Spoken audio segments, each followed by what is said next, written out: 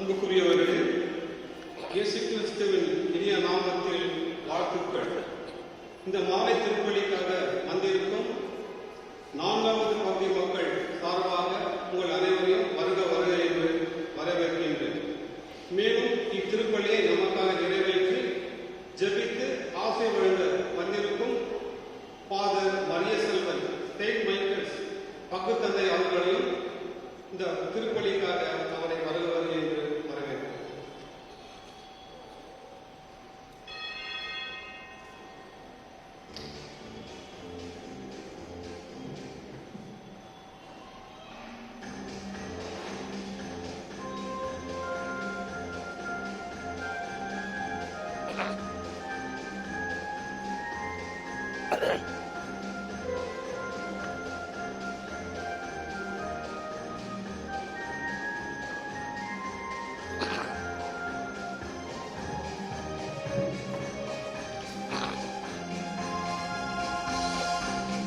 ஆலயம் இறையாலயம் அருமையான ஓவியம்.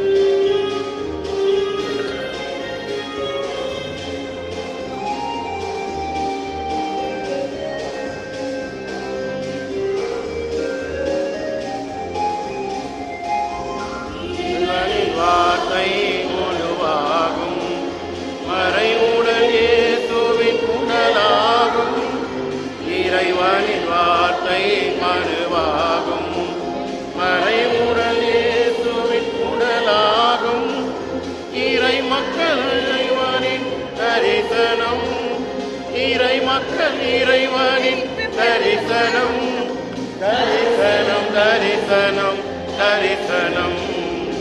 ஆலயம் இறையாலயம் அருமையான ஓவியம். ஆலயம் இறையாலயம்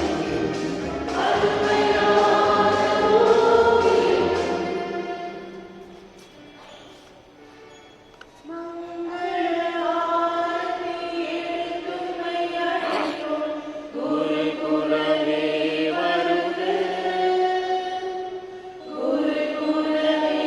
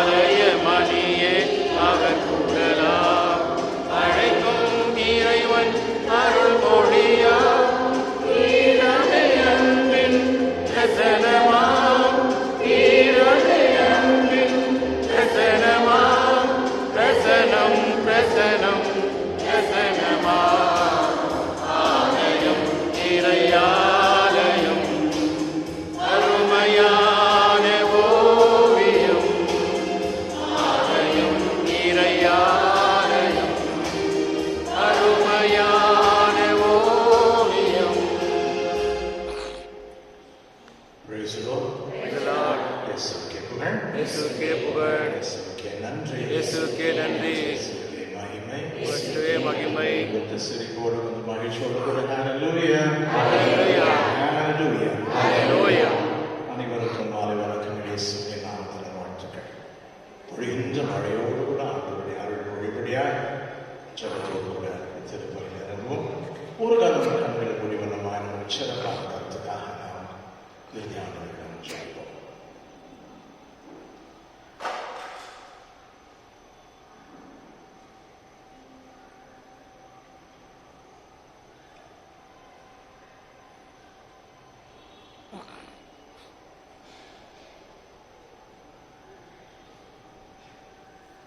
Praise the Lord.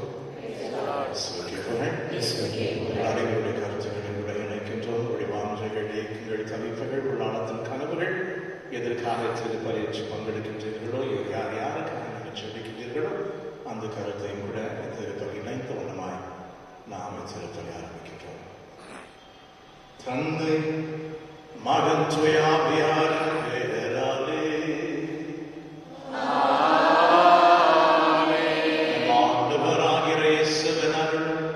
தந்தையின் பரிவும் துயாவின் நட்புறவும் உங்கள் அனைவரோடும் என்றென்றும் இருப்பதாக.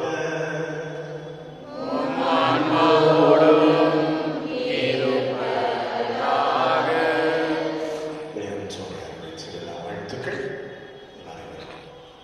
இறுதி ஆண்டவருடைய நவீன திருப்பலியில் பங்கெடுத்துக் கொண்டிருந்தாலும் கூட அந்த இறுதி ஆண்டவருடைய வல்லமையினாலும் அருளாலும் ஆத்மனால் நிரப்பப்பட்ட புனித அந்தோனியாருடைய திருநாள் அகில உலக இன்று மகிழ்ச்சியோடு கொண்டு கொண்டாடுகிறது.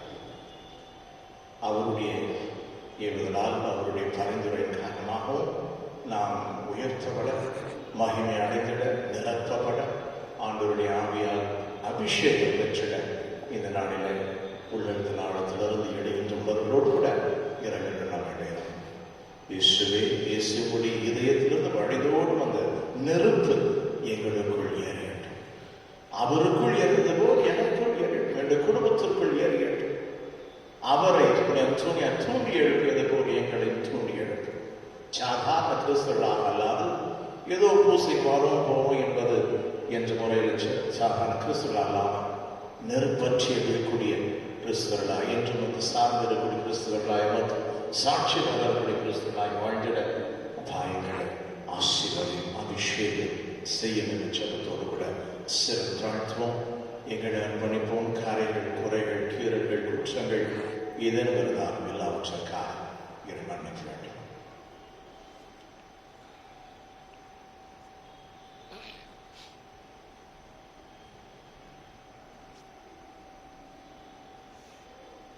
எல்லாம் உள்ள இறைவனிடமும் சகோதர சகோதரே உங்களிடமும் நான் பாவியை ஏற்றுக்கொள்கின்றேன்.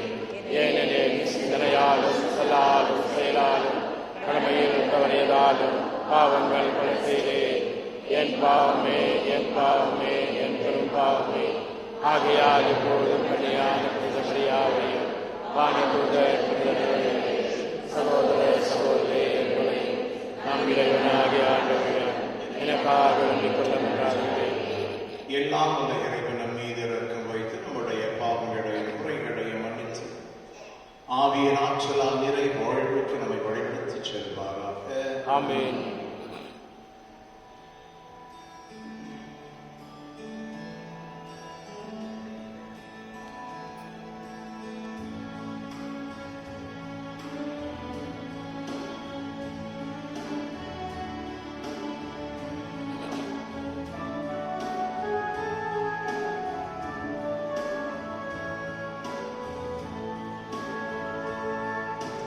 ஆண்டவரே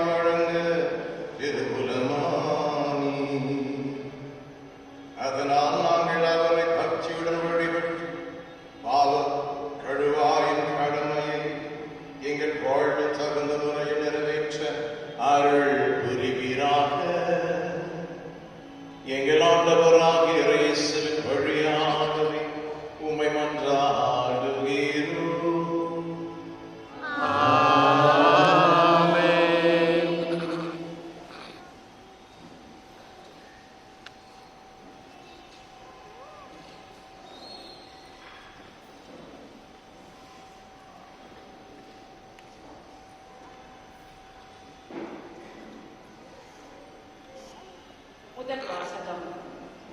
அரசர்கள் முதல் நூலிலிருந்து வாசகம்.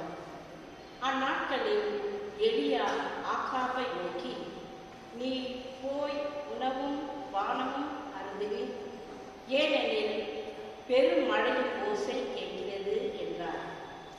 ஆகாபு உணவும் வானமும் அருந்த சென்றவுடன் எலியா கர்மேல் மலையின் உச்சிக்கு ஏறி சென்று அங்கே தரையில் மண்டிவிட்டு தம் முழங்கால்களுக்கு இடையே முகத்தை புதைத்துக் கொண்டார்.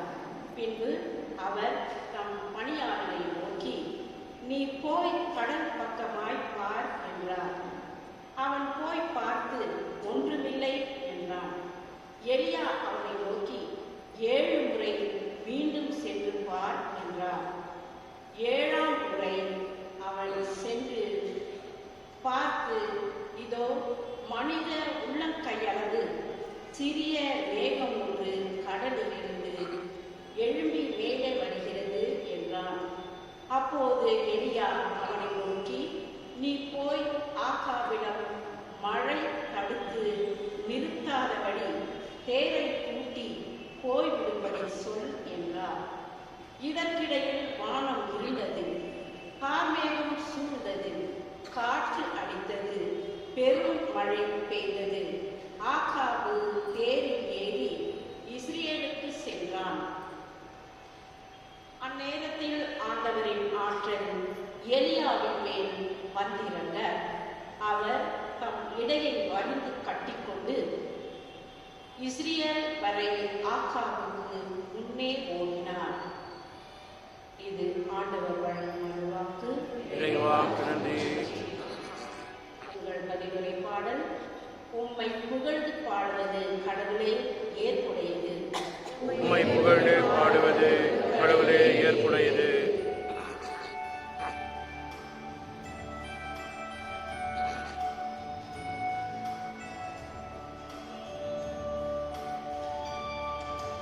உம்மை புகழ்ந்து பாடுவது கடவுளின் ஏற்புடையது.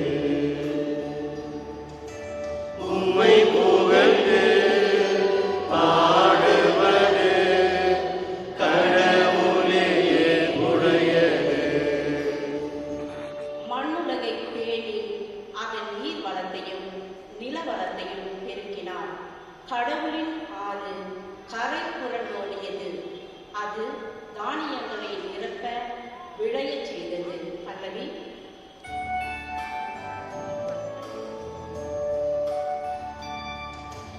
உம்மை புகழ்ந்து பாடுவது கடவுளே ஏற்புடையது.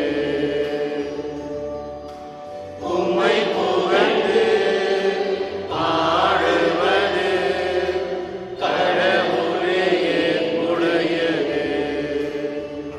நீரே அவற்றை இவ்வாறு விளையச் செய்கின்றீர். அதன்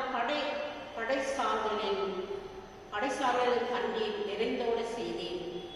அதன் கரையோர நிலங்களை பரம்படித்து மென் மழையால் மிருதுவாக்கினேன். அதன் மலைக்கும் ஆசி வழங்கினேன். பல்லவி.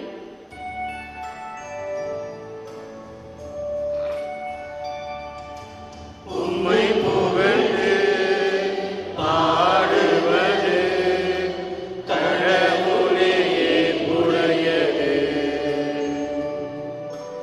உம்மை புகழ்ந்து பாடுவது கடவுளே ஏற்புடையது.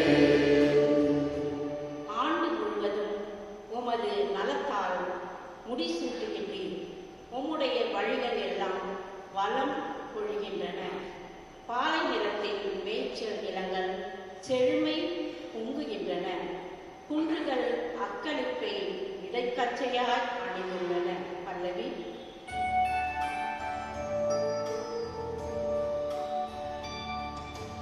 உம்மை புகழ்ந்து பாடுவது கடவுளே ஏற்புடையது.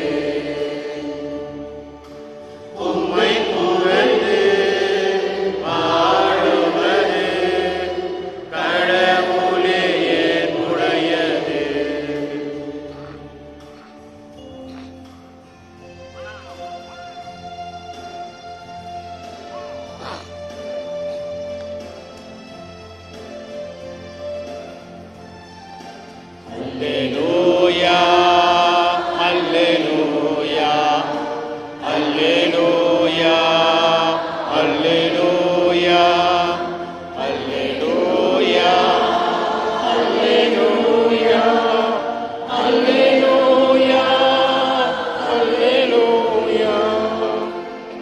புதிய கட்டளையை நான் உங்களுக்கு கொடுக்கின்றேன்.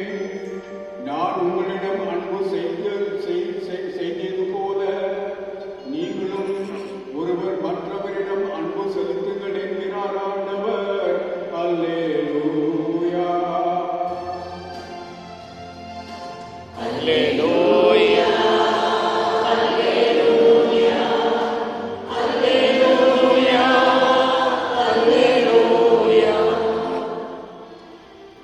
ஆண்டவர்களோடு இருப்பாராக. உம் ஆன்மாவோடும் இருப்பாராக. மத்தேயு எழுதிய நற்செய்தியிலிருந்து வாசகம். ஆண்டவரே, ஆட்சி உமக்கே.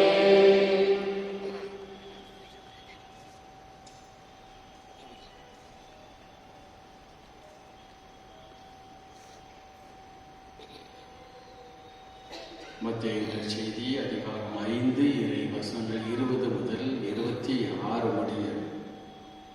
அக்காலத்தில் இயேசு தம் சீடரை நோக்கி கூறியது, மறைநூல் அறிஞர் பரிசேயர் ஆகியோரின் நெறியை விட உங்கள் நெறி சிறந்திருக்கட்டும். இல்லையெனில் நீங்கள் விண்ணரசுக்குள் புக முடியாது என உங்களுக்கு சொல்கிறேன்.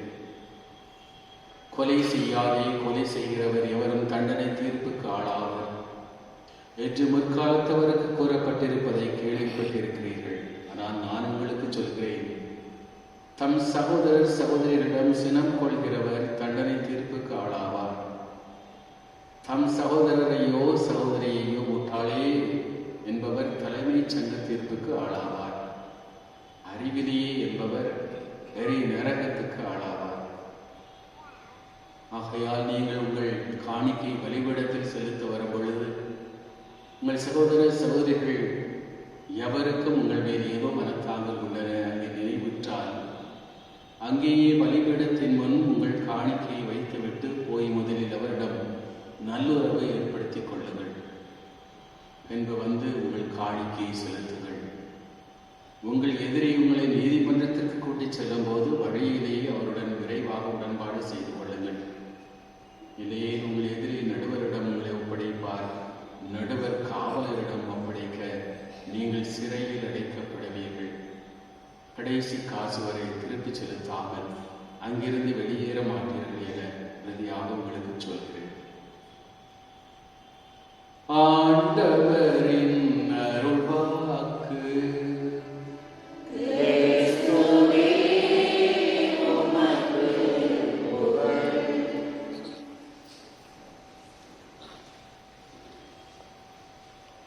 கிறிஸ்து இயேசுவில் பிரியமான சகோதரிகளே, சகோதரர்களே, மீண்டுமாக இந்த நாளிலே ஆண்டவருடைய ஆலயத்தில் ஒரே குடும்பமாக நாம் இணைந்து வந்திருக்கிறோம்.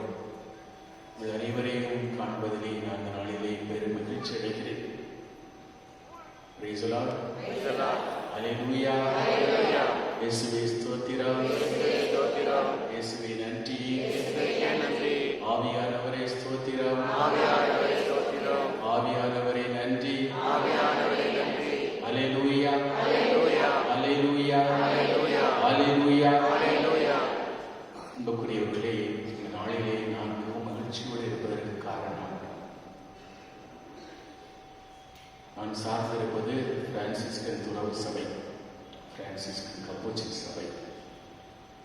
இந்த நாளில் பிரான்சிஸ்கன் குடும்பத்தின் மிக உன்னதமான மேன்மையான ஒரு புனிதருடைய விழாவை திருச்சபை கொண்டாடுகிறது. கோடி அற்புதரான பதுவை அந்தோணியார். பதுவை அந்தோணியாரை குறித்து அநேக மறைவுரைகள் ஆற்றியிருந்தாலும் அவருடைய வாழ்க்கையை குறித்து நான் மிகவும் ஆச்சரியப்படுவது உண்டு. காரணம் என்னவென்றால், திருச்சபையில் இன்னைக்கு நன்னாக்கு அழியாத புனிதர் என்று சொல்லுகின்றார்கள். இதற்காக அவருடைய நாக்கு அழியவில்லை என்று பல வேளைகளிலே நான் பல குருக்களிடம் கேட்டபோது அவர் சொன்னார்கள், அந்தோணியர் ஒருபோதும் பொய்யே சொன்னதில்லை, எப்பொழுதும் உண்மையே பேசினார். அந்தோணியர் மட்டும்தான் பொய்யே உண்மையை பேசினாரா? எத்தனை புனிதர்கள் உண்மையை பேசியிருக்கிறார்களே. அவர்களுடைய நாக்கம் அழியாமல் ஆண்டவர் பாதுகாத்து வைக்கலாமே, ஏன் அந்தோணியாருடைய நாக்கு மட்டும் அழியாமல் பாதுகாத்து வைக்கப்பட்டிருக்கிறது? எங்களுக்கு ஓம்னிபுஸ் அப்படிங்கிற பிரான்சிஸ்கன் ஆன்மீகத்தின் ஒரு பெரிய புத்தகம் உண்டு. அந்த புத்தகத்தில் நான் வாசித்து பார்த்தபோது என்னை மிகவும் தொட்ட ஒரு காரியம், ஆண்டவர் இயேசு கிறிஸ்து அந்தோனியாருடைய நாக்கு அழியாமல் இன்றும் பாதுகாக்கப்பட இன்றும் உயிரோடு இருக்க வைப்பதற்கு ஒரே ஒரு காரணத்தை அதில் எழுதப்பட்டிருக்கிறது. ஒவ்வொரு மறைமுறை ஆற்றும் பொழுது அன்னை மரியாளை குறித்து, அன்னை மரியாளுடைய புகழை குறித்து புகழ் பாடாமல் மறைமுறையை முடிக்க மாட்டார்.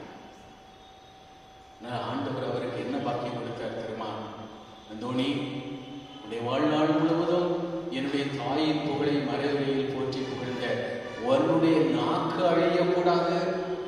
என்னை பெற்றெடுத்த தாய் அவளுடைய மேன்மையை புகழ்ந்து பாராட்டிய ஒரே காரணத்திற்காக உன்னுடைய நாக்கு வாழ்நாள் முழுவதும் அழியாதுன்னு சொல்லி அதை இன்றைக்கும் அழியாத நாக்காக ஆண்டவர் பராமரித்து வருகிறார். கரங்களை தட்டி ஆண்டவரை மாற்றிப்படுத்துவோமா?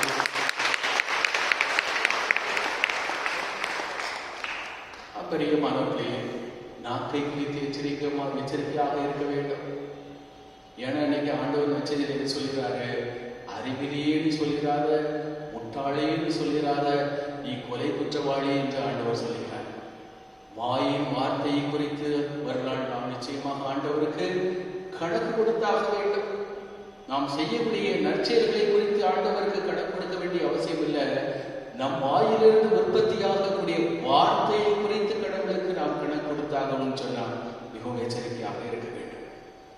பதவி புரிதல் என்னுடைய வாழ்க்கையில அவருடைய நாக்கு அழியாமல் இருந்தது காரணத்தை சொன்னேன். அவருடைய வாழ்க்கை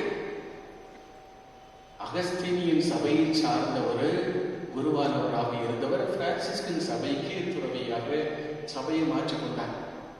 புதிதாக பிரான்சிஸ்கன் சபைக்குள்ள வந்த காரணத்தினால ஒரு துறவு இல்லத்திற்கு அனுப்பப்படுகிறார். அங்க உள்ள துறவு இல்லத்தின் தலைவர் இவருக்கு ஒரு முக்கியமான வேலையை கொடுக்கிறார். என்ன முக்கியமான வேலை சொன்னா, அடுப்படியில் பாத்திரங்களை கழுவுதல், சாப்பாடு மேசையை சுத்தம் செய்து சாப்பாட்டுக்கு ஆயத்தம் செய்வது, இந்த 2 வேலையை கொடுத்தார்.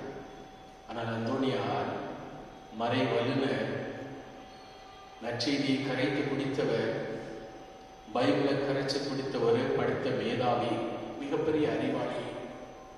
அவர் அந்த துறவு இல்லத்துடைய தலைவர்கிட்ட போய், என் படிப்பு என்ன, என் அந்தஸ்து என்ன, இதையெல்லாம் நீங்க கருத்தில் கொள்ளாம எனக்கு போய் பாத்திரம் கழுவுற வேலையை கொடுக்குறீங்களே அப்படின்னு சொல்லி வாக்குவாதத்தில் ஈடுபட்டாரா? இல்ல.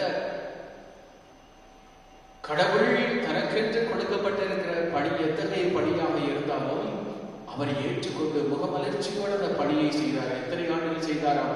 11 ஆண்டுகள் செய்தார். இதுதான் தாழ்ச்சி.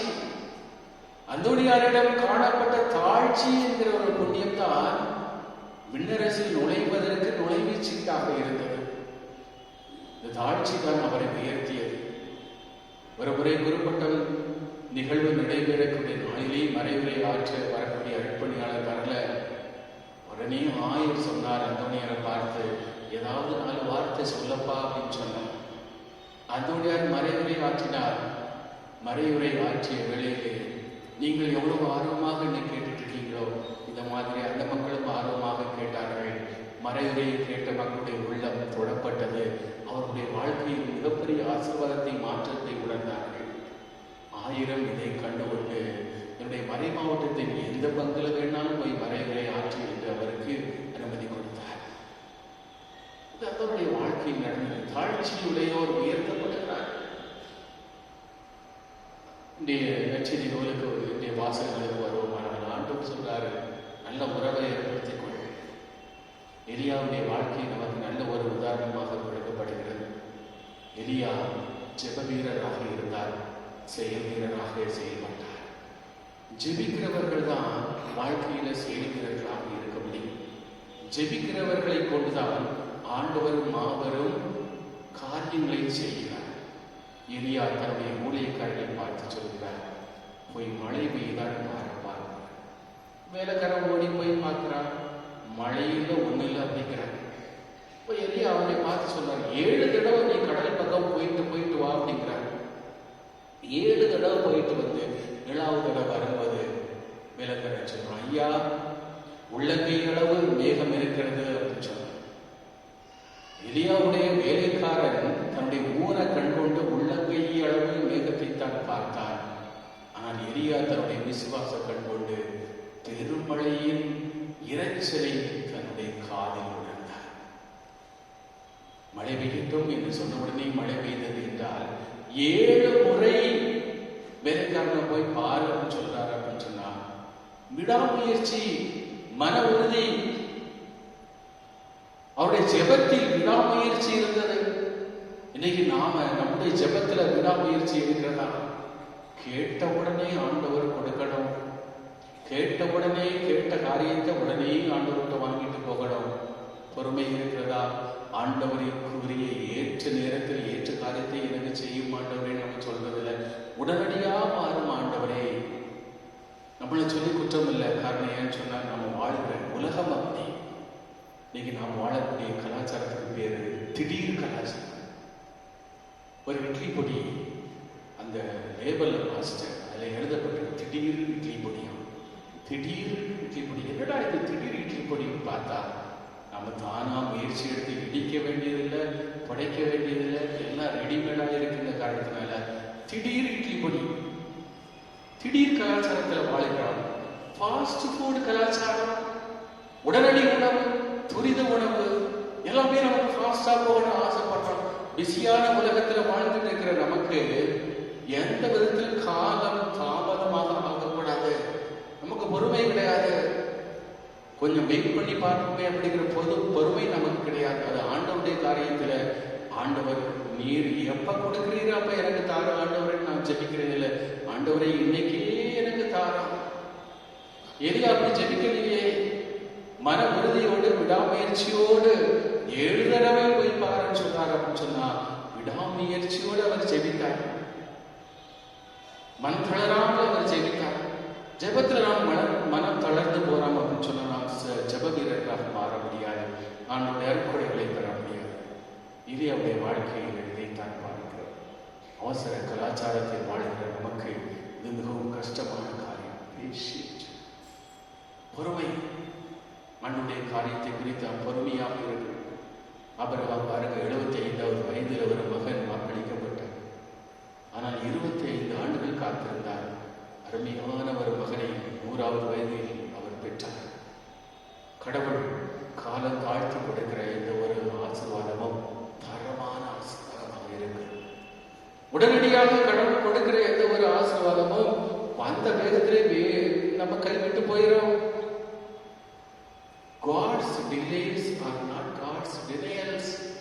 இளையவருடைய வாழ்க்கையில் இந்த விடாமுயற்சி உள்ள ஒரு ஜெபத்தை பார்க்கிற போது நம்முடைய விடாமுயற்சி இருக்கிறதா என்பதை கொஞ்சம் சோதித்து பார்க்க வேண்டும்.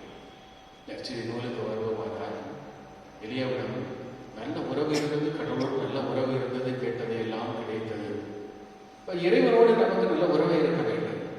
அடுத்த நல்ல உறவு யாரோடு இருக்க வேண்டும்? குடும்பத்தாரோடு நல்ல உறவோடு இருக்க வேண்டும். சகோதர சகோதரிகளோடு நல்ல உறவோடு நாம் வாழ வேண்டும். இந்த குடும்ப உறவுல பிணக்குகள் வரும், பிரிவினைகள் வரும், சண்டை சச்சரவுகள் வரும், மனக்கசப்பு வரும், மனத்தாங்கல் வரும், அடிப்படையில் வெறுப்புகள் வரும். வெறுப்பு எதனால வெளிப்படுத்தப்படும்? வாயின் வார்த்தையினால், காயப்படுத்துகிற வார்த்தைகளினால் வெளிப்படுத்தப்படும். அது இறுதியாக கோபமாக மாறிவிடும். கோபத்தை குறித்து ஆண்டவர் இன்றைக்கு தெளிவாக சொல்கிறார். கோபம் கொலை குற்றத்திற்கு சமம், நீ கொலையாளியாக மாறி போனார். யோவான் 3வது அதிகாரம் 15வது வசனத்தில் தெளிவாக சொல்லுகிறார். சகோதர சகோதரிகளே, உங்களோடு வாழ்கின்ற சகோதர சகோதரிகளை இருக்கிறவர் எவரும் கொலையாளி ஆகிறார். வெறுப்பு கொலை குற்றத்திற்கு சமம். உள்ளத்திலே வெறுப்பை நாம் வைத்துக் கொண்டு, கோபத்தை வைத்துக் கொண்டு வாழ்ந்தோமானால் நம்முடைய வாழ்வை நாமே சீரழித்துக் கொள்கிறோம். நம்முடைய வாழ்க்கை நாம் சீரழித்துக் கொள்கிறோம். திருமண வாழ்க்கையில 100ஆண்டு, அதாவது வெள்ளி விழா கொண்டாடிய 50 ஆண்டுகள் நிறைவு பெற்று பொன் விழா கொண்டாடிய தம்பதியினர் அவர்களிடம் ஒரு பேட்டி எடுக்கப்பட்ட வேளையில கணவர் சொல்கிறார், எனக்கு அருமையான ஒரு மனைவி ஆண்டவர் எனக்கு தந்திருக்கிறார். நாங்கள் திருமண வாழ்க்கையின் தொடக்க காலத்தில் 6 மாதங்கள் என்னுடைய மனைவியை விட்டு விட்டு நான் பிரிந்து போய்விட்டேன். சொல்லாமல் கொள்ளாமல் போயிட்டேன். 6 மாதம் கழித்து நான் திரும்பவும் வந்தபோது என்னுடைய மனைவி என்னை ஏற்றுக்கொண்டாள். ஆனால் இன்றைக்கு 50 ஆண்டுகள் திருமணம் வாழ்க்கை நிறைவு காணுகிற வாழ்க்கையில் ஒரு நாள் கூட என் மனைவி அன்னைக்கு இக்கட்டான வேளையில என்னை விட்டுட்டு ஓடினவன் தானே நீ சொல்லவே இல்லை, சுட்டி காட்டவில்லை, குத்தி காட்டவில்லை. இதுதான் திருமண வாழ்வு, குடும்ப வாழ்வுக்கு மிகவும் அடிப்படையாக இருக்கிறது. அனுசரித்து போதல், விட்டு கொடுத்தல். விட்டு கொடுக்கிறவர் கெட்டு போவதில்லை, கெட்டு போகிறவர் விட்டு கொடுப்பதில்லை. இன்னொரு திருமண தம்பதியினர் வயதானவர்கள் திருமண வாழ்க்கையில் 65 ஆண்டுகளை வெற்றிகரமாக முடித்துக் கொண்டவர்கள். உங்களுடைய திருமண வாழ்வின் ரகசியம் என்னன்னு கேட்கும்போது அவங்க சொல்றாங்க, எதுவாக இருந்தாலும் நாங்கள் உடைஞ்சதை ஒட்டு போடுவோம். உடைஞ்சு போச்சுன்னா ஒட்டு போடுவோம். எங்களுடைய துணி கிழிச்சு போச்சுன்னா நாங்கள் தச்சு ஒட்டு போட்டுக்கிறோம். எங்களுடைய பொருட்கள் ஏதாவது பழுதடைந்து விட்டால் அதை சரி பார்த்துக் கொள்வோம். அதே மாதிரி எங்களுடைய வாழ்க்கையிலும் உறவை சரி பார்த்துக் கொள்வோம். எங்களுடைய உறவுல விரிசல் வந்தது உண்டு, எங்களுடைய உறவுல சண்டை சச்சரவுகள் வந்தது உண்டு, எங்களுடைய உறவில் உரசல்கள் வந்தது உண்டு. இருந்தாலும் உறவை நாங்கள் ஒட்டு போட்டுவிட்டோம். பழுது பார்த்தல். இன்னைக்கு நாம் வாழக்கூடிய இந்த காலகட்டத்தில் பழுது பார்க்கிறது ஒரு கலாச்சாரம் கிடையாது. ஏன்னா யூஸ் அண்ட் த்ரோ. வீட்டில் ஒரு மிக்சி ரிப்பேர் ஆகி போச்சுன்னு சொன்னா உடனடியாக ரிப்பேர் பார்க்கறதுக்கு எடுத்துட்டு போறது இல்லை. ஏன் தெரியுமா? அவன் கம்பெனிக்காரன் தெளிவாக சொல்றான், பழைய மிக்சியை கொடு, நான் உனக்கு புதிய மிக்சி தரேன் அப்படிங்கிறான். அதனால யூஸ் அண்ட் த்ரோ, தூக்கி எறிதல் ஒரு கலாச்சாரம். குடும்ப வாழ்க்கையில உறவுகளை தூக்கி எறிய முடியாது. இது பயனுள்ள உறவு என்றும் இது பயனற்ற உறவு என்றும் தூக்கி எறிய முடியாது. ஒருவருடைய பயன்பாட்டின் அடிப்படையில் ஒரு உறவு உண்மையான உறவா போலித்தனமான உறவா என்று தீர்மானிக்க முடியாது. பொருட்களை குறித்து அப்படி தீர்மானிக்கலாம். கணவன் மனைவி கேட்கிறாங்க, என்னங்க மிக்சி பழசா போச்சு, புதுசு வாங்கலாம். கணவன் பதிலே சொல்ல மீண்டுமாக கொஞ்சம் சத்தத்தை உயர்த்தி, என்னங்க கிரைண்டர் பழுதா போச்சு, பழசா போச்சு, புதுசு வாங்க. இவர் பதிலே சொல்லல. எனக்கு நான் சொல்லிட்டே இருக்கிறேன், நீங்க பதிலே சொல்லல. டிவி ரிப்பேரா போச்சு, பழசாயிடுச்சு, புதுசு வாங்கணும். கணவன் பொறுமை இழந்து சொன்னான், நீ தான் பழசா போயிட்ட. 25 வருஷம் ஒன்றை வச்சு நான் ஒப்பேத்தலையா? அப்படி ஒப்பேத்திட்டு போ. உறவுகள்ல பழைய உறவு புதிய உறவுன்னு ஒண்ணும் கிடையாது. ஆண்டவர் கொடுக்கிற எல்லா உறவும் அற்புதமான உறவு. திருமணத்தில் அடங்கி இருக்கிற மறைபொருள் மிக பெரிது என்று மறுபடியும் சொல்கிறார்கள் சொன்னா, திருமணம் என்னும் இந்த உறவு தான் விண்ணரசின் விண்ணகத்தின் மாட்சியை சுட்டி காட்டக்கூடியதாக இருக்கிறதா. அப்ப இன்னைக்கு குடும்பங்கள் சரியாக இருந்தால் தெருக்கள் சரியாக இருக்கும். தெருக்கள் சரியாக இருந்தால் ஊர் சரியாக இருக்கும். ஊர் சரியாக இருந்தால் நாடு சரியாக இருக்கும். இப்போ உலகத்தின் சமாதானம் எங்கே ஆரம்பிக்கப்படுகிறது? குடும்பத்தில். ஒரு மனைவி தன்னுடைய கணவனை பார்த்து சொல்றா, என்னங்க இன்னைக்கு என்ன நாளுன்னு தெரியுமா? கணவன் சொல்ற, என்ன நாள்னு எனக்கு ஞாபகம் இல்லை, நமக்கு கல்யாணம் ஆகி 25 வருஷம் ஆகுது அப்படின்னு அது அம்மா சொல்றாங்க. இவர் அப்படியா சொல்றாரு. இந்த 25 வருஷ வாழ்க்கைய, அதாவது இந்த வெள்ளி விழா கொண்டாடுறதுக்கு நம்ம வீட்டில் ஆசையாக வளர்த்த அந்த கோழியை வெட்டி நான் உங்களுக்கு இன்னைக்கு குழம்பு வைக்கட்டுமா அப்படிங்கிற. கணவன் சொல்றான், 25 வருஷத்துக்கு முன்னாடி நடந்த தப்புக்கு அனாவசியமா ஒரு கோழியை யார் கண்டிக்கிறேன்? உறவில் தப்பு கண்டுபிடித்தல், அவ உறவுல குற்றம் கண்டுபிடித்தல் அப்படின்னு ஒண்ணு இருந்ததுன்னு சொன்னா அந்த உறவை தக்க வைத்துக் கொள்ள முடியாது. உலகத்துல வாழ்கிற யாரும் சமரசம் மாதிரி கிடையாது. ஆனா கணவன் என்னுடைய மனைவி சமரசம் மாதிரி எந்த குறையும் இல்லாமல் இருக்கணும்னு ஆசைப்பட்டா தப்பு. அதே போல என் கணவர் சமரசம் மாறி இருக்கணும்னு ஆசைப்பட்ட எந்த ஒரு கணவன் மனைவி ஆசைப்பட்டா தப்பு. நம்மளெல்லாம் சமரசங்களாக ஆண்டவர் படைக்கல. யாரு உடம்புலையும் ரெக்கை இல்லை. அதனால தெளிவா சொல்றேன், நீங்களும் நானும் சமரசா படைக்கப்படல, மனுஷனாக படைக்கப்பட்டிருக்கிறான். இந்த மண்ணுலகில் பூமியில மனிதர்கள் தான் படைக்கப்பட்டிருக்கிறார்கள். சமரசங்களாக படைக்கப்பட்டது விண்ணகத்தில். Praise the Lord. அல்லேலூயா, அல்லேலூயா. குறையில்லாத மனிதர்கள் இந்த உலகத்தில் இல்லை. பிறரை குறைகளோடும் நிறைகளோடும் ஏற்றுக்கொள்ளக்கூடிய மனப்பக்குவம் அங்கே இருக்க வேண்டும். குறைகளோடும் நிறைகளோடும் ஏற்றுக்கொள்ளக்கூடிய மனப்பக்குவம், அதுதான் ஒரு குடும்ப உறவுக்கு மிகவும் அவசியமானதாக இருக்கிறது. ஆண்டவருடைய நற்செய்தியில உறவை பற்றி சொல்லுகிற வேளையில எருசலேம் ஆலயம் எப்படி கட்டப்பட்டது என்பதற்கு யூதர்கள் மத்தியில நல்ல ஒரு கதை இருக்கு. 2 சகோதரர்கள், அண்ணனும் தம்பியும். 2 பேருக்கும் அவருடைய அப்பா சொத்துக்களை பகிர்ந்து கொடுத்தாங்க, நிலங்களை பகிர்ந்து கொடுத்தாங்க. இப்போ அண்ணனும் தம்பியும் விவசாயம் செய்கிறாங்க. அண்ணனுக்கு மனைவி உண்டு, பிள்ளைகள் உண்டு. தம்பிக்கு திருமணமே ஆகல.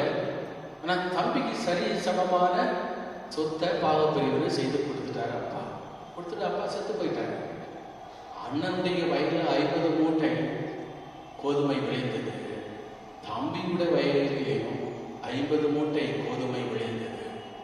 2 பேரும் தன்னுடைய விளைச்சல களஞ்சியத்தில் கொண்டு வந்து சேர்த்துட்டு தூங்குறாங்க.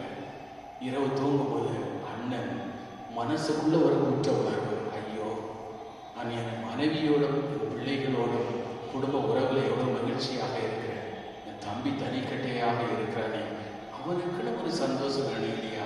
அதனால என்னுடைய கோதுமை மூட்டை ஒரு 10 மூட்டை என் தம்பியுடைய களஞ்சியத்தில் கொண்டு நான் சேர்த்துறேன்னு சொல்லி அந்த நடு ராத்திரியில இரவு வேளையில இவர் ஒரு மூட்டையை கொண்டு தம்பியுடைய களஞ்சியத்தில் சேர்க்கிறதுக்காக போறார். தம்பி தூங்கிட்டு இருக்கும்போது தம்பிக்கு குற்ற உணர்வு, நான் எவ்வளவு பெரிய சுயநலவாதியாக இருக்கிறேன், நான் ஒண்டி கெட்ட, நான் ஒருத்தன் தான், எனக்கு 50 மூட்டை கோதுமையை வச்சு நான் என்ன பண்ண போறேன்? என் அண்ணன் குடும்பஸ்தனாக இருக்கிறான், மனைவி பிள்ளைகளோடு அவன் வாழ்ந்து கொண்டு இருக்கிறான், எவ்வளவு கஷ்டப்படுவான் என்னுடைய அண்ணன். அதனால என்னுடைய கோதுமையில் 10 மூட்டை எடுத்து அண்ணனுடைய களஞ்சியத்தில் கொண்டு சேர்க்க போறேன்னு சொல்லிட்டு இவங்க பாரு, அண்ணக்காரன் ஒரு மூட்டை எடுத்து தம்பியுடைய களஞ்சியத்தில் சேர்க்கிறாரு, தம்பிக்காரரு இங்க அண்ணனுடைய களஞ்சியத்தில் சேர்க்கிறாரு. ஒரு மூட்டை கொண்டு போட்டுட்டு அண்ணக்காரன் தன்னுடைய மூட்டையில எண்ணி பார்க்கிறாரு, 50 இருக்கு. அது தம்பியும் தன்னுடைய களஞ்சியத்தில் பார்க்கிறான், 50 குறையல, 49 குறையல.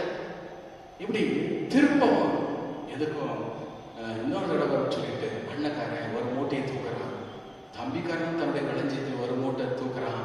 இருட்டு நேரம், அந்த இருட்டுல முன்னாடி வர்ற ஆளுக்கு யாருக்கு தெரியாம ஒருத்தர் மோதிக்கிட்டாங்க. மோதிக்கிட்ட உடனே அண்ணாங்கிறான் தம்பி. அண்ணன் சொல்றான், தம்பி அப்படிங்கிறான், என்னப்பா அந்த ராத்திரி நேரத்துல மூட்டையை தூக்கிட்டு போறேன், அப்ப நடந்ததை சொல்லுகிறான். அந்த அன்பின் உறவை வெளிப்படுத்த அண்ணன் தம்பியும் ஒருவரை ஒருவர் கட்டி அரவணைத்து அந்த இடத்துல கண்ணீர் சிந்தினார். அந்த கண்ணீர் சிந்திய இடத்தில் எருசலேம் ஆலயத்திலே சாலமோன் கட்டினார். யூதர்களுடைய பாரம்பரியத்தில் உள்ள ஒரு கதை. அன்பு உறவினால் கட்டி எழுப்பப்படக்கூடிய ஒவ்வொரு குடும்பமும் கடவுளுடைய ஆலயம். பிரியமானவர்களே, உறவுல மிக முக்கியமானது அனுசரணை. தாவீதை போல அனுசரணையான ஒரு மனிதனை பைபிளை நாம் பார்க்கல. வீட்டுக்கு போய் பார்த்தீங்கன்னா சொன்னா 2 சாமுவேல் 16வது அதிகாரம் 5 முதல் 13 வரை உள்ள வார்த்தையை வாசித்து பார்த்தீங்கன்னா, சொந்த மகன் தாவீதை அரியணை விட்டு காட்டுக்கு விரட்டுகிறார். தாவீது காட்டுக்கு போயிட்டு இருக்கிறாரு. அவரோடு சேர்ந்த அவருடைய 5 படை வீரர்களும் போய் கொண்டிருக்கிறார். இப்படி போய் கூட்டிட்டு இருக்கும்போது, காட்டுல போய் கூட்டிட்டு இருக்கும்போது ஒரு மனிதன் தாவீதை எதிர்கொண்டு வருகிறான். அவன் பேரு சிமெயி. சிமெயி தாவீதை பார்த்து வாய்க்கு வந்த மாதிரி திட்டுகிறார். இப்படி திட்டுகிறார், இரத்த வெறியனே, பரத்தை மகனே அப்படி சொல்லி திட்டி புழுதி வாரி போட்டு கல்லை எடுத்து தாவீது மேல போடுகிறார். இப்ப தாவீது கூட வந்த படை வீரர் ஒருத்தர் சொல்லுகிறார், செத்த நாயை அடிச்சு தூர போடுறதுக்கு எனக்கு அனுமதி குடியும் கூட சொல்லி தாவீதை பார்த்து கேட்கிற வேளையிலே தாவீது சொல்கிறார், அதை செய்யாத. சிமையை கொண்டு தாவீதை பழித்து கூறு என்று ஆண்டவர் சொல்லி இருந்தால் இந்த பழிப்புரையை நான் மகிழ்ச்சியோடு ஏற்றுக்கொள்வேன். ஏனென்றால் இந்த பழிப்புரைக்கு சமமாக ஆண்டவர் எனக்கு நன்மையை சரி கட்டுவார். சிமை மூலமாக எனக்கு வருகின்ற தீமையை சரி கட்ட நன்மையை கொடுக்க கடவுள் போதுமானவராக இருக்கிறார். தான் தாவீது. அனுசரணை என்கிற வார்த்தை மிக முக்கியமான வார்த்தை. அனுசரணை என்றால் வாழ்வின் நெளிவு சொலிவுக்கு ஏற்ப நம்முடைய வாழ்க்கையை மாற்றி அமைக்கும். நெகிழ்த்தன்மை வேண்டும், நெகிழ்த்தன்மை வேண்டும். அன்புக்குரியவர்களே, இந்த நாளில நல்ல உறவை இறைவனோடு ஏற்படுத்திக் கொள்வோம். நல்ல உறவை குடும்பத்தில் ஏற்படுத்திக் கொள்வோம். கோபம் ஒரு புற்றுநோய். கோபம் நம்முடைய ஆன்மாவை அழைத்துவிடும். கோபம் வாழ்வை சீரழித்துவிடும். கோபத்திற்கு இடம் கொடுக்க வேண்டாம். புனித பவுலடியார் சொல்வது போல பொழுது சாய்வு உங்களுடைய கோபம் தனியட்டும் என்கிறார். இந்த நாளின் இறை வார்த்தையை கேட்ட நாமும் ஆண்டவரிடம் கேட்போம். ஆண்டவரே, புனித அந்தோணியாரிடம் காணப்பட்ட தாழ்ச்சியை எனக்கு தாரும் ஆண்டவரே. எலியாவிடம் காணப்பட்ட விடாமுயற்சியும் மன உறுதியும் எனக்கு தாரும் ஆண்டவரே. நற்செய்தி நூலிலே நீ சொல்லி இருப்பது போல நாங்கள் எங்களோடு வாழ்கிற சகோதர சகோதரர்கள் சமரச உறவோடு வாழக்கூடிய மனப்பக்குவத்தை கற்றுத்தாரும் என்று கேட்போம். இறைவன் நம்மை நிறைவாக ஆசீர்வதிப்பார். ஆமென்.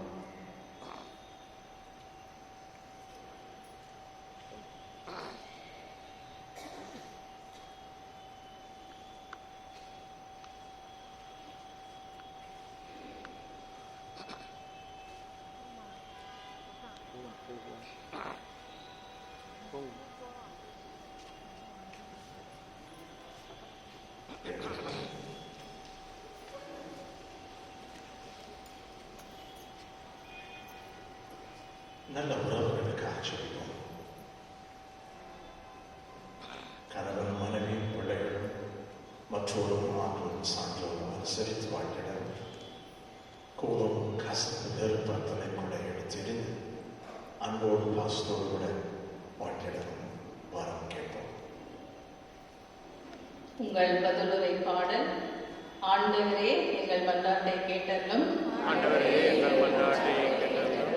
எங்கள் பரிசுத்த தந்தை, பேராயர், ஆயர்கள், குருக்கள், கண்ணியர், வேத பணியில் ஈடுபடும் இல்லறத்தார் அனைவரும் இயேசுவின் சாட்சிகளாக திகழவும் இறையரசை பருக்க அயராத ஆர்வத்துடன் உழைக்கவும் வேண்டும் என்று இறைவா உம்மை மன்றாடுகின்றோம். ஆண்டவரே எங்கள் மன்றாட்டை கேட்டருளும். திரு இறுதிய படங்களின் இல்லத்தில் நிறவி வழிபடும் இல்லங்களை ஆசீர்வதித்ததும் அந்த இல்லங்களில் வசிப்போம் இயேசுவின் திரு இருதயத்தின் சிறப்பான ஆசையை பெற்று துயரமின்றி விசுவாசம், ஜெபம், தன்னலமற்ற அன்பு ஆகியவற்றைகளில் தலை சிறந்த எடுத்துக்காட்டுகளாய் விளங்க வேண்டும் என்று இறைவா உம்மை மன்றாடுகின்றோம். மனவேதனையாலும் உடல் நோயாலும் அவதிப்படும் அனைவரையும் இரவில் புரிகின்றோம். இயேசுவின் திரு இருதயம் அவர்களுக்கு ஆறுதலாய் இருக்கவும் பிறவியில் குணம் பெற்று மகிழ்வோடு வாழ வழியாக இருக்க வேண்டும் என்று இறைவா உம்மை மன்றாடுகிறோம். இந்த நாளால் திருப்பலியில் நாங்கள் பங்கு பெறும் எங்கள் அனைவர் மீதும் உமது ஆசிரை பொழிந்தரலும் எங்கள் கருத்துக்கள் நிறைவேறவும் திரு அன்பை பெற்று உமது கருவியாக மாற வேண்டும் என்று இறைவா உம்மை மன்றாடுகிறோம். சிறிய பிள்ளைகளே, என்னிடம் வரவிடுங்கள் என்று திருவழிமொழிந்து இயேசுவே, இதோ எங்கள் பங்கின் எல்லா பிள்ளைகளுக்காகவும் சிறப்பாக 4ஆம் பகுதியின் சிறுவர் சிறுமியர்களுக்காகவும் வேண்டுகிறோம். பிள்ளைகள் இறை ஞானத்திலும் அறிவிலும் படிப்பிலும் சிறந்து விளங்கிட அவர்களுக்கு அருளையும் ஆசிரையும் அழைத்திட வேண்டும் என்று இறைவா உம்மை மன்றாடுகிறோம். திருவிருதை ஆண்டவர் எம் பங்கின் எல்லா வாலிப பிள்ளைகளுக்காக வேண்டுகிறோம். அவர்கள் தங்களின் வருங்கால தேவைகளை அறிந்து நன்றாக படிக்கவும் தீய பழக்க வழக்கங்களுக்கு, குறிப்பாக மொபைல், பெரியவர்களுக்கும் பங்கிலும் அவர்களால் இயன்ற அளவு பணிபுரிந்திட அருள் தர வேண்டும் என்று இறைவா உன்னை மன்றாடுகிறோம். ஆண்டவரே எங்கள் மன்றாட்டை கேட்டருளும். கண்களை முடிவனுமாய் ஜெபிப்போம்.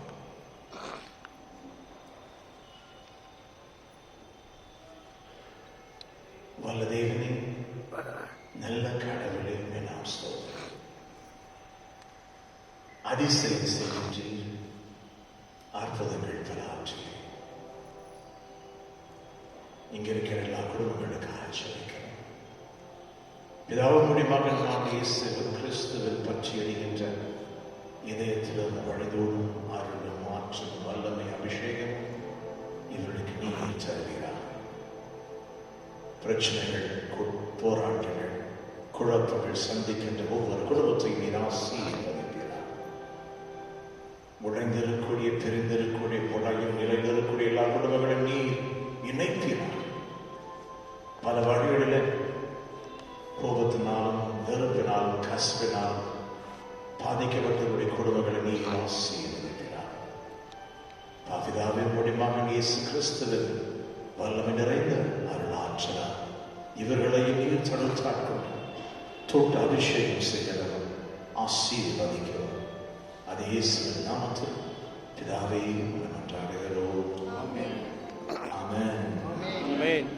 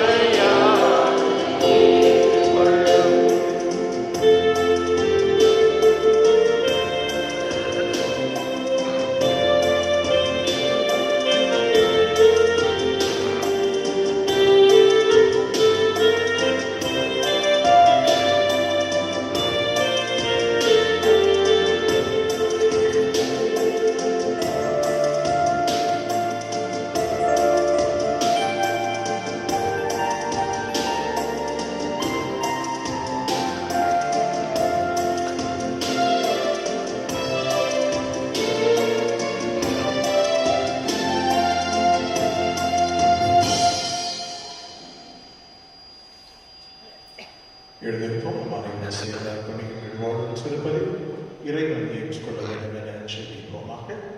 ஆண்டவர் தமது பெயரின் வசக்காகவும் ஆட்சிக்காகவும் நன்மைக்காகவும் புனித திராவிடத்தின் நலனுக்காகவும் உமது கையில் இருந்தவரை ஏற்றுக்கொள்வாராக. ஆண்டவரை அன்பார்ந்த சிறுமகனுடைய இதயத்தில் சொல்லற்கரிய அன்பை கண்ணோக்கி அருளும். அதனால் நாங்கள் இப்போ உடுப்பது உமக்கு உகந்ததாக எங்கள் பாவங்களுக்கு கழுவாயாக அம்மையார் புரிவீராக எங்கள் ஆண்டவராகிய இயேசுவின் வழியாகவே மன்றாடுகிறோம். ஆமென். ஆண்டவர் உங்களோடு இருப்பாராக.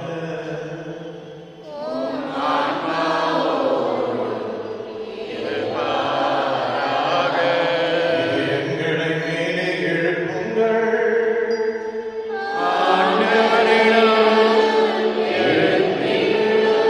இறைவனாகிய ஆண்டவருக்கு நன்றி கூறுவோம்.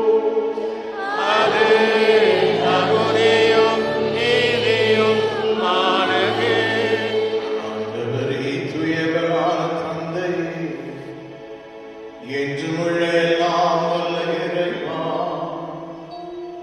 எங்கள் ஆண்டவராகிய இயேசுவின் வழியாக எந்நாளும் இவ்விடத்திலும் நாங்கள் உமக்கு நன்றி செலுத்துவது மெய்யாகவே தகுதியும் நீதியுமாகும் எங்கள் கடமையும் மீட்புக்குரிய செயலுமாகும். சிலுவையில் உயர்த்தப்பட்ட கிறிஸ்து வியப்புக்குரிய அன்பினால் தம்மை எமக்காக கையளித்தார். குத்தி திறக்கப்பட்ட விழாவிலிருந்து ரத்தமும் தண்ணீர் வழிந்தோடு செய்தார். இதிலிருந்து திராவையும் அருளடையாளங்கள் வழிபட்டன. இவ்வாறு மீட்பரும் சிறந்த இதயத்திலும் அனைவரும் மீட்கவரும் மீட்பழிக்கும் ஊற்றுகள் அருந்த மகிழ்ச்சியுடன் நோந்த கொள்ளவும் செய்தருளினார். ஆகவே புனித வானக தூதர் அனைவரோடு சேர்ந்து நாங்கள் உம்மை புகழ்ந்து முடிவின்றி பாடுவதாவது.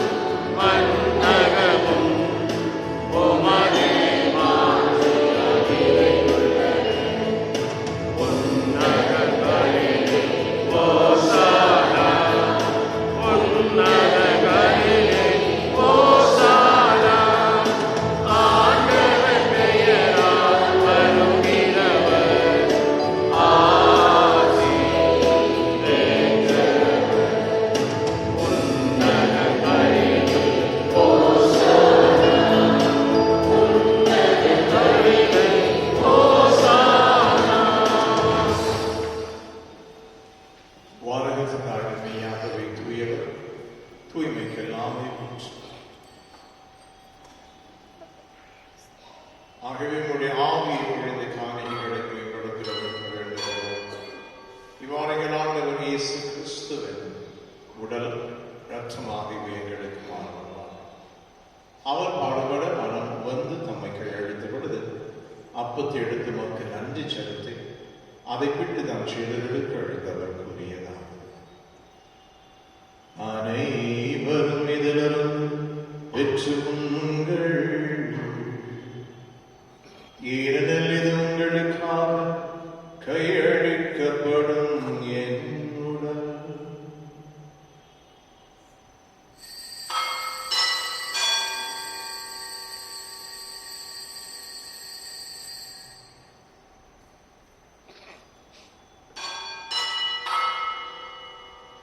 அவ்வனமே இரவு விருந்தை அருந்திய பின் கிண்ணத்தை எடுத்து மீண்டும் மக்கள் நன்றி கூறி தம் சீடர்களுக்கு அழைத்தவர் கூறியதாகும். அனைவரும் இதிலிருந்து பெற்று பருகுங்கள். ஏனெனில் இது புதிய நிலையான உடன்படிக்கைக்குரிய என் இரத்தத்தின் கிண்ணம். இது பாவ மன்னிப்புக்கென்று உங்கள் உங்களுக்காகவும் பலருக்காகவும் சிந்தப்படும். இதை என் நினைவாக செய்யுங்கள். இதை என் நினைவாக செய்யுங்கள்.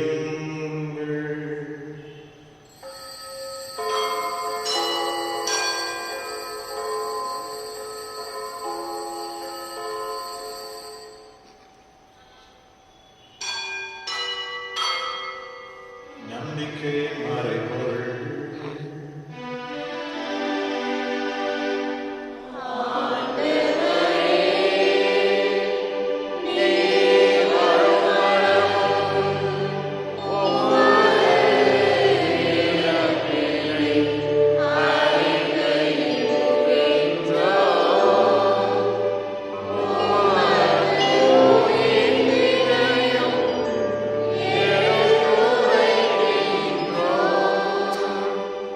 ஆகவே ஆண்டவரே, நாங்கள் கிறிஸ்துவின் அன்பினையும் உயிர்ப்பினையும் நினைவு கூர்ந்து வாழ்வுதரமும் புத்தையும் மீன்வழியுமை கிண்ணத்தை முகப்பு கொடுக்கின்றது.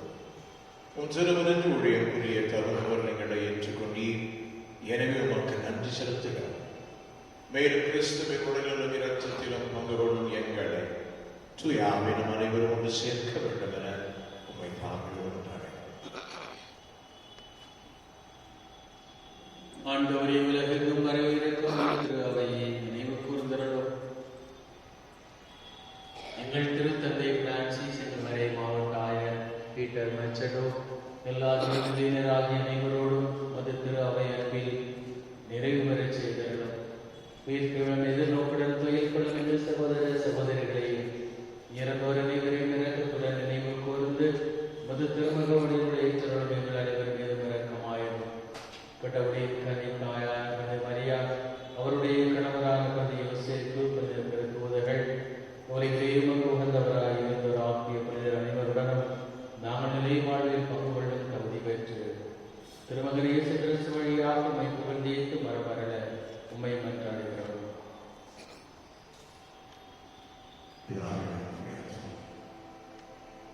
இவர் வழியாக இவரோடு இவரும் எல்லாம் வல்ல இறைவனாகிய தந்தையே, தூய ஆவியின் ஒன்றிப்பு எல்லா புகழ் மாட்சியும் என்றென்றும் உமக்கே உரியதே.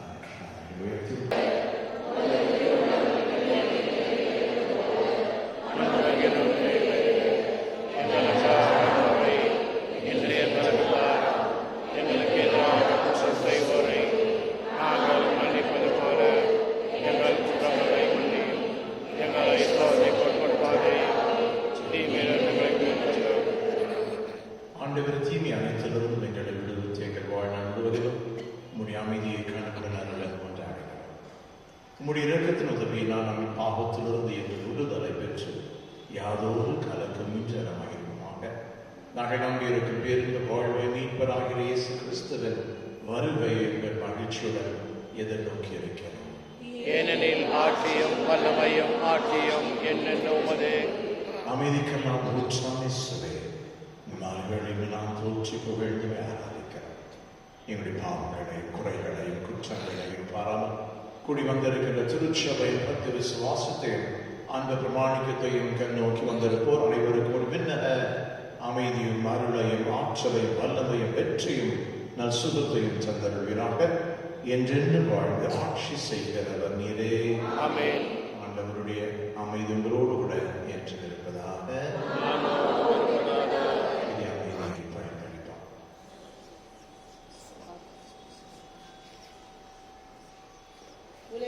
பாவங்களை போக்கும் சமரியே எம்மேல் இரக்கமையும். உலகின் பாவங்களை போக்கும் சமரியே எம்மேல் இரக்கமையும். உலகின் பாவங்களை போக்கும் சமரியே நமக்கு அமைதியாகும்.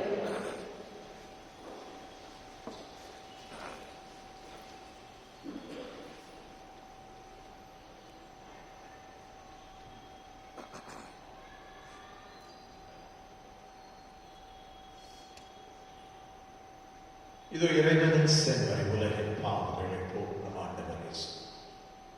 குடும்பங்களை ஒருங்கிணைப்பவர், அமைதி தருபவர், பாசமும் அன்பும் உருவாக்கக்கூடியவர். இவருடைய அன்பூட்டு வழிகாட்டும் செல்வதில் பங்கெடுக்க அழைக்க பெற்ற நம் அனைவரும் பெருவிற்றோம். ஆனால் வார்த்தை மற்றும் சலியல்லம் என ஆன்மாவை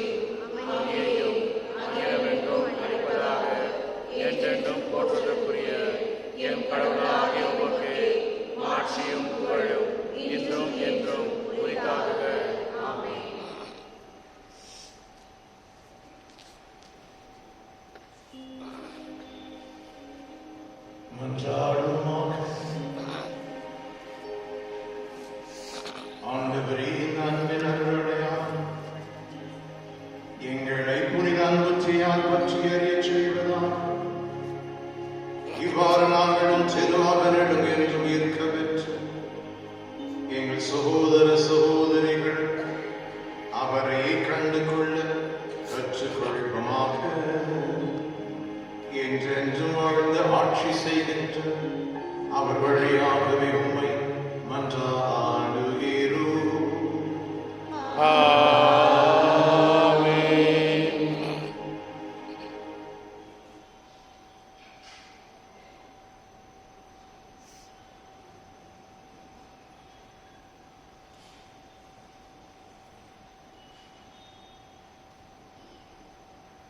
நோயாளிகளுக்காக ஜெபிப்போமாக.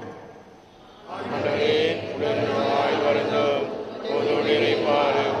நீர் உண்டாக்கிய ஆன்மாவுக்கு ஆற்றல் தாரும்.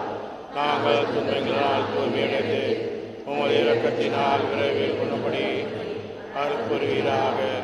எங்கள் ஆண்டவராக இயேசு கிறிஸ்துவின் பெயரால் ஆமென். ஆண்டவரோடு இருப்பாராக. ஆன்மாவோடும் இருப்பாராக. இறைவன் ஆசீர்வதிப்பாராக. ஆண்டவராகிய இயேசு கிறிஸ்து உங்களை பாதுகாக்கும் நடுவிலும் உங்களை காப்பாற்றும் உங்களுக்குள்ளும் உங்களுக்கு வழிகாட்டும் உங்களுக்கு முன்னும் உங்களுக்கு காவலாருக்கு உங்களுக்கு பின்னும் உங்களை ஆசீர்வதிக்கும் உங்கள் மேலும் இருப்பாராக. ஆமென். எல்லாம் வல்ல இறைவன் தந்தை மகன் தூயாவி நம் அனைவரின் நம்முடைய குடும்பங்களை ஆசீர்வதிப்பாராக. ஆமென்.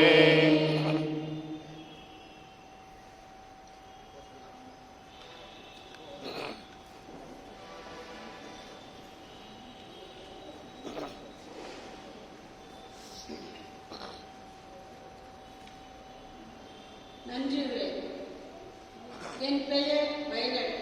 என் மகனுக்கு மாதவிடை ஆகும்போது மிகவும் வயிற்று வலி ஆக்கிவிப்பாள். 10 வருடமாக அவள் கஷ்டப்படுவதை பார்த்து நான் கடந்த வருடம் வெளியேறும் பொழுது வேண்டிக் கொண்டேன். என்ன ஆச்சரியம், இப்பொழுது நன்றாக இருக்கிறார். வயிற்று வலி வருவதில்லை. இயேசுவுக்கு நன்றி. மரியே வாழ்க. இப்படிக்கு உமது மகள் வயலட். இயேசுவுக்கே புகழ். மரியே வாழ்க.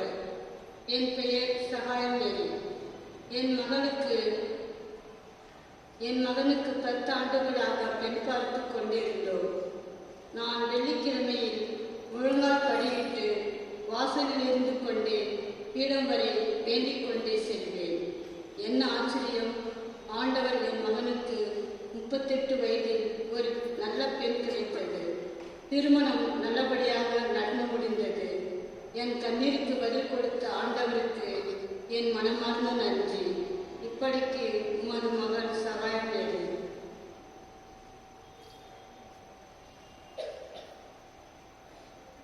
என் மகன் பெயர் ஜார்ஜ். கடந்த ஆண்டு நவம்பர் மாதம் என் மகன் வேலைக்கு சென்று வரும்பொழுது பெரிய விபத்தில் சிக்கிக் கொண்டான். முகத்தில் பெரிய காயம், கன்னத்தில் இருந்த எலும்பு முறிந்துவிட்டது. எனக்கு என்ன செய்வது என்று தெரியவில்லை. டாக்டர் டெஸ்ட் செய்யும் போது கண்களுக்கு அடிபட்டு இருக்கிறதா என்று பார்ப்போம் என்று சொன்னார்கள். வேதனையோடு இயேசுவின் திருத்தலத்தில் இருக்கும் திவ்ய நற்கனில் வந்து உட்கார்ந்து விட்டேன். கண்ணீரோடு ஜெபித்தேன். ஆபரேஷன் நன்றாக முடிந்தது என்று சொன்னார்கள். ஆனாலும் கண்ணுக்கு எந்த பாதிப்பும் இல்லை என்று சொன்னார்கள். என் பிள்ளை எனக்கு திருப்பிக் கொடுத்த என் இயேசுவுக்கு கோடான கோடி நன்றி. இப்படிக்கு உமது மகள் சகாயம் மேரி.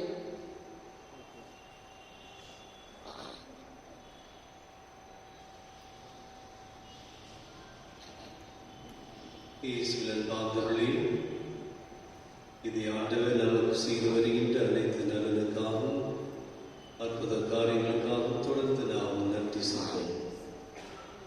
இன்று 4ஆம் பகுதியில் வசிக்கும் அனைத்து நம்முடைய பங்கு மக்கள் சிறப்பாக தயாரிப்பினை மேற்கொண்டு மிகவும் சிறப்பாக சிறப்பித்திருக்கின்றார்கள். ஆகவே அனைவரின் சார்பாக அருத்தந்தை சார்பாக அனைவருக்கும் என்னுடைய பாராட்டுதலை நன்றி.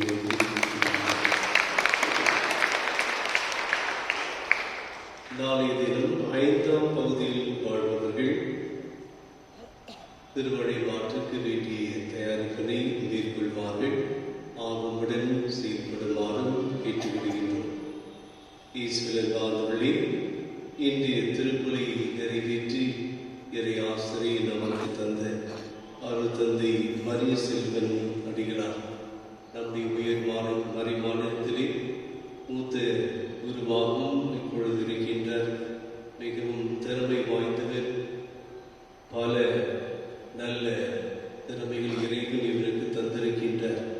அருமையாக பிரசங்கம் வைக்கின்றவர், பாடுபவர், மற்ற அனைத்து பணிகளிலும் சீரும் சிறப்புமாக செய்கின்ற ஒருவர். ஆகவே அருத்தந்தை அவர்கள் இப்பொழுது சமீபத்தில் மைக்கேல்ஸ் சர்ச் அங்கு சாந்தி நகரிலே பங்கு தந்தையாக அவருடைய பொறுப்பேற்றிருக்கின்றார். அவருடைய பணி சிறக்க வாழ்த்துகின்றேன். அனைவரின் சார்பாக நன்றியை தெரிவிக்கிறேன்.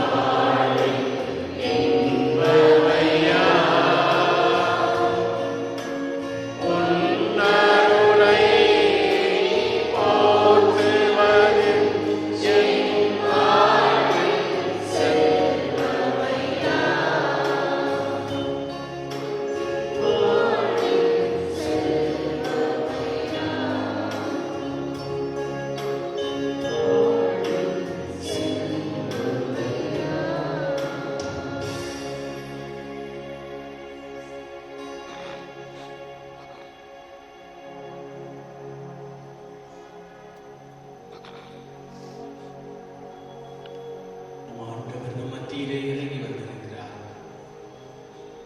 விண்ணகம் ஆட்சியை துறந்துவிட்டு மன்னர் மாந்தராகிய நம்மை தேடி வந்திருக்கிற கடவுள் அன்று இஸ்ரேல் மக்கள் மத்தியிலே பகலிலே மிகத்தமாகவும் இரவிலே அக்னி ஸ்தம்பமாகவும் உடன் இருந்த கடவுள் நம் கூடவே இருக்கின்றார். அப்பத்தின் வடிவிலே நம் மத்தியில் இறங்கி வந்திருக்கிற கடவுள்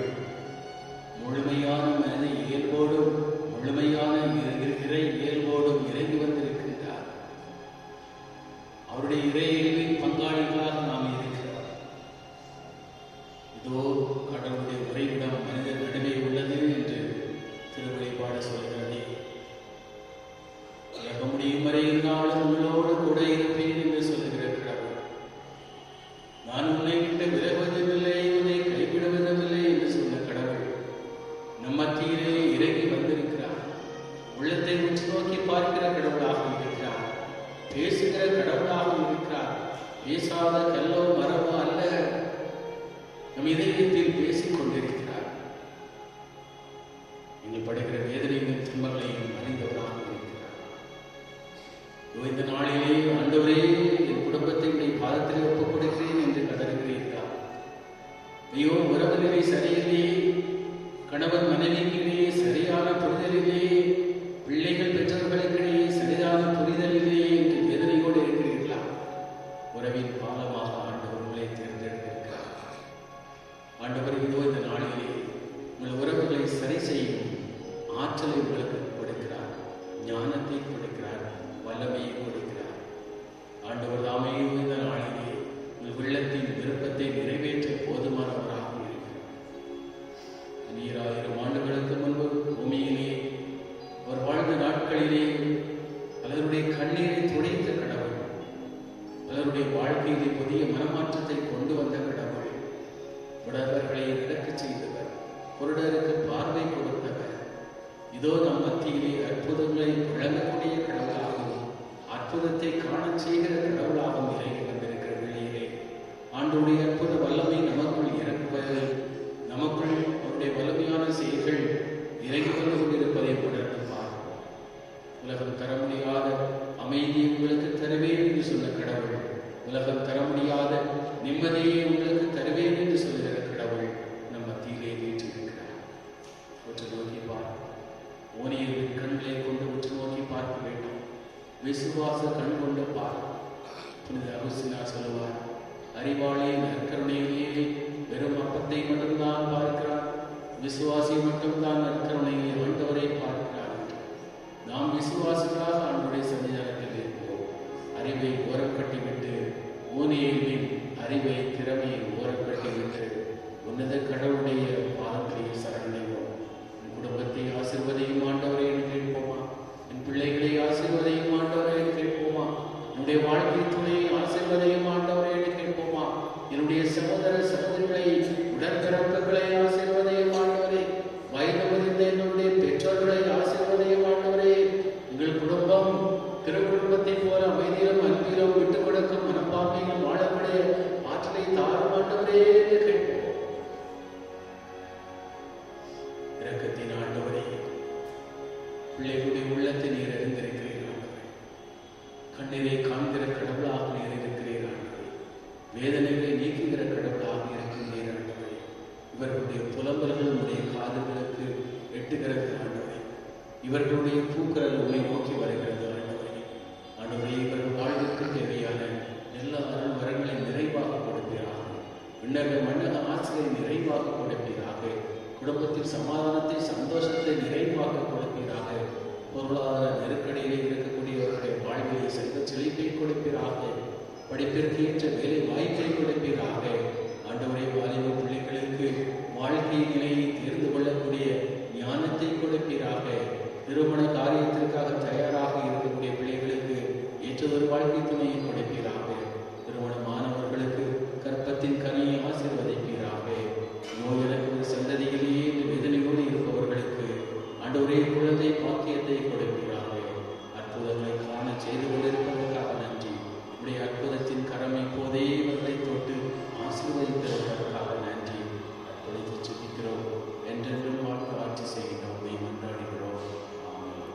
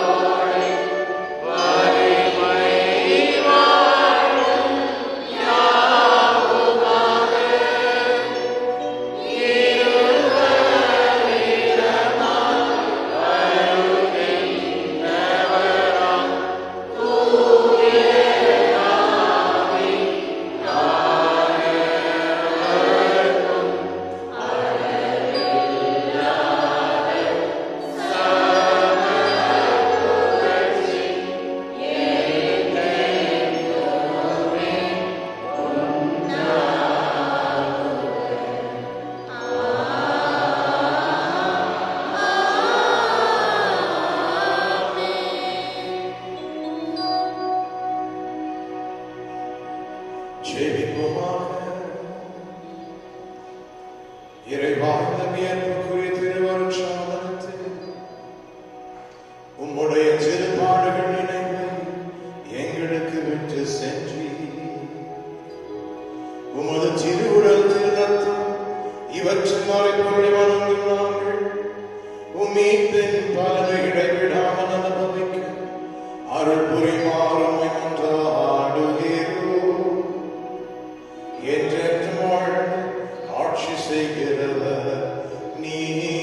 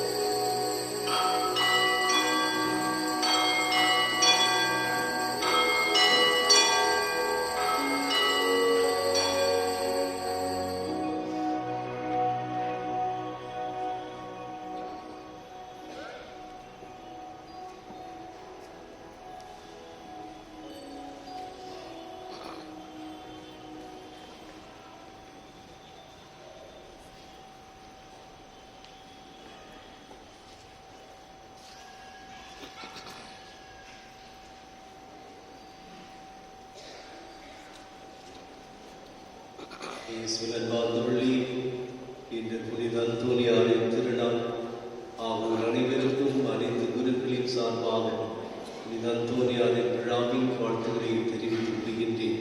Happy feast.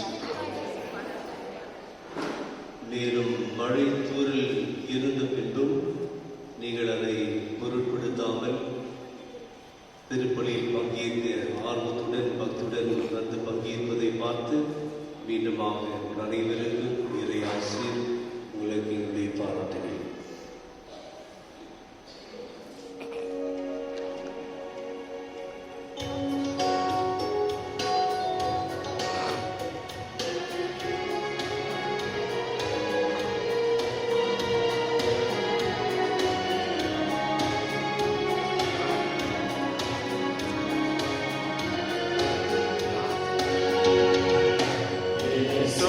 சுவினிருதயமே என்றும் எரிந்திடும் அருள்மயமே உந்தன் ஆசையும் அருளும் சேர்ந்து வந்தார் எங்கள் ஆனந்தம் நிலை பெறுமே.